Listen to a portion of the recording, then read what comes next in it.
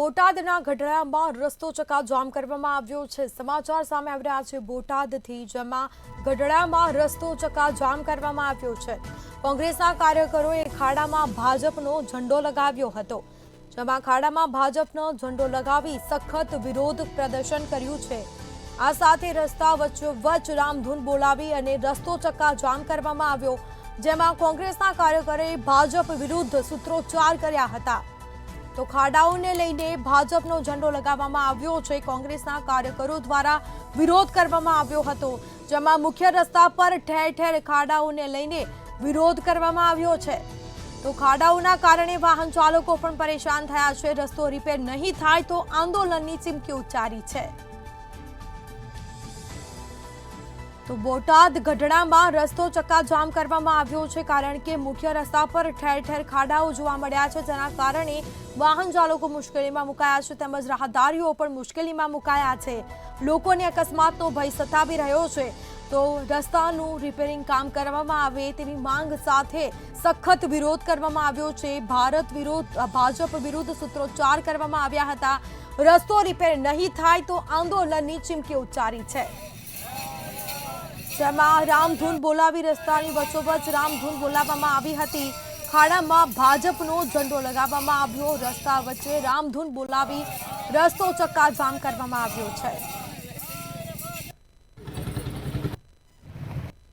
મારું નામ અજય ઝાલા।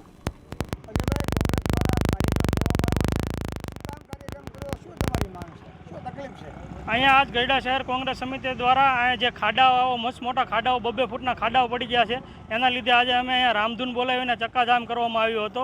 અને અહીંયાથી મુખ્ય રસ્તો અમદાવાદ જવા માટે હોય કે અમરેલી જવા માટે મુખ્ય રસ્તો આ છે, અને જ્યાં જોવો ત્યાં ખાડા। અહીંયા છે સામાકાઠીથી લઈને હાઈસ્કૂલ સુધી મસ્ત મોટા 2-2 ફૂટના ખાડા પડી ગયા છે।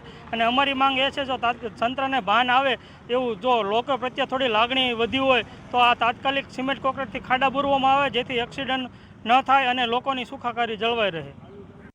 કિશોર વેલાણી, ગઢડા શહેર કોંગ્રેસ પ્રમુખ। કિશોરભાઈ, કોંગ્રેસના કાર્યકર્તાઓ દ્વારા આ પુલ ઉપર શું કાર્યક્રમ કર્યો છે, આગામી શું રણનીતિ? આજે ગઢડા શહેર કોંગ્રેસ દ્વારા અહીંયા રસ્તા રોકો આંદોલન કરવામાં આવ્યું છે, રામધૂન બોલાવવામાં આવી છે, ભજન ગાવામાં આવ્યા છે, કારણ કે આ રસ્તાની અંદર ઢીસણમાંના ખાડા પડી ગયા છે, બ્રિજની અંદર હરિયા દેખાય છે, સાચવારે અકસ્માત થાય છે, લોકોની ગાડીઓ પડી જાય છે, લોકોને જે મુશ્કેલી પડે છે, લોકોના પ્રશ્નને લઈને આજે ગઢડા શહેર કોંગ્રેસ અહીંયા રસ્તા ઉપર ઉતરી છે। ને આજે 1 કલાકનો કાર્યક્રમ આપવામાં આવ્યો છે, અને આવનારા દિવસોની અંદર જો આ તંત્ર ધ્યાન આપવામાં નહીં આવે તો આ કોંગ્રેસ દ્વારા ઉગ્ર આંદોલન કરવામાં આવશે। એક કડી તમને કેવી છે કે દિલના દર્દ તો કોઈ દર્દ દિલ જાણે, ઈ અધિકારીઓને નથી સમજાતું, આ ભાજપ સરકારને નથી સમજાતું, કોને કવ દલડાની વાતું, કોને કવ ગઢડાની વાતું, નથી સમજાતું, હવે નથી સમજાતું। અમારે કોંગ્રેસ દ્વારા એક જ માંગ છે કે ઝડપથી સિમેન્ટ કોન્ક્રીટથી તાસ નાખીને નહીં, તાસ નાખીને ખાડા બુરવામાં આવે તો પાછા તાસ નીકળી જાય છે અને ખાડા ત્યાંના ત્યાં થઈ જાય છે।